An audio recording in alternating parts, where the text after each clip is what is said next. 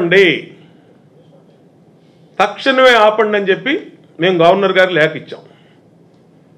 Election కమిషన్కి నిన్న mail పంపించాం, మళ్ళీ రిటర్న్ కంప్లైంట్ ఇచ్చాం.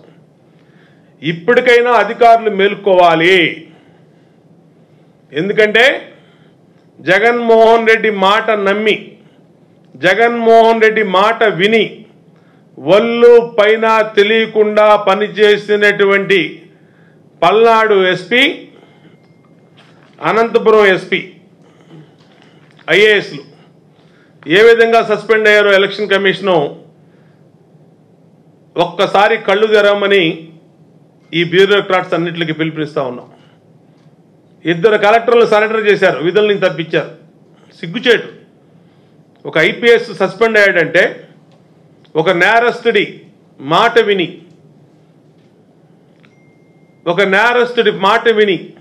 ఒక నేరస్తుడికి కొమ్ము కాసి చట్టాన్ని ఉల్లంఘించి రూల్ ఆఫ్ లాగ్ లేకుండా ఇష్టం వచ్చినట్టు చేసినటువంటి వ్యక్తికి వంత పాడిన అధికారులకి ఏం గతి పట్టిందో చూడండి. మొన్న తెలంగాణలో ఏం గతి పట్టిందో గుర్తు తెచ్చుకోండి. జైలుకి వెళ్ళిపోయారు ప్రభుత్వం చెప్పిందని చేసినందుకు. ఆ ప్రభుత్వమే లేదు, ఇప్పుడు ఫామ్ హౌస్లో పడుకుంది అక్కడ తెలంగాణలో. రేపు ఇతను కూడా అంతే. జూన్ 5వ తారీఖుని వాళ్ళు లండన్ వెళ్తున్నాడు. జూన్ 5వ తారీఖున ఏ విదేశాలు వెళ్ళిపోతాడో కూడా తెలియనటువంటి పరిస్థితి, లేదంటే ఎక్కడికి మాయమైపోతాడో తెలియనటువంటి పరిస్థితి జగన్మోహన్ రెడ్డిది. ఇవాళ మొత్తం నాయకులే కాళ్లు పారేసి ఇక మా పార్టీ గెలవదని పోటీ చేసిన అభ్యర్థులు మాట్లాడుతున్నారు బహిరంగంగా. జోనల్ ఇన్ఛార్జీలు మాట్లాడుతున్నారు. తెలుగుదేశం పార్టీలో చంద్రబాబు నాయుడు గారు ఓకే అంటే ఫలితాలు ముందే ఎంతో మంది రావడానికి సిద్ధంగా ఉన్నారు. ఇటువంటి పరిస్థితుల్లో మన కోతల రాయుడు జగన్మోహన్ రెడ్డి మళ్ళా కోతలకు వస్తా ఉన్నాడు. మళ్ళా నేనే అధికారంలోకి వస్తాను, నేనే చరిత్ర సృష్టిస్తాను. జూన్ 4 దేశం మొత్తం ఆంధ్ర వైపు చూస్తుంది, వైసీపీ వైపు చూస్తుంది. ఎందుకంటే సింగిల్ డిజిట్ వస్తుంది కాబట్టి.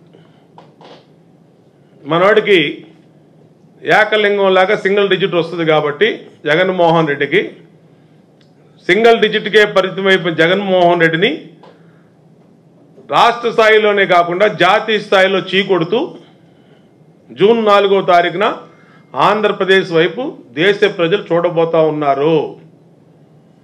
నేను స్పష్టంగా అడుగుతా ఉన్నా జగన్మోహన్ రెడ్డిని, నువ్వు చెప్పిన మాట నిజమైతే,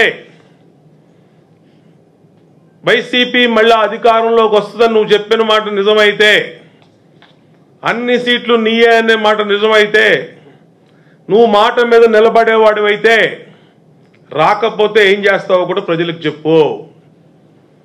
జూన్ 4వ తారీఖు ఫలితాలు నీకు వ్యతిరేకంగా వస్తే ఏం చేస్తావో నీ నోటెంటో చెప్పు. పార్టీ మూసేస్తానని చెప్పు. వైసీపీ పార్టీని మూసేస్తాను వస్తుందని చెప్పావు, రాకపోతే ఏం చేయాలో కూడా చెప్పాలి కదా నువ్వు. కాబట్టి ఈ సొల్లు పురాణాలు వద్దు జగన్మోహన్ రెడ్డి.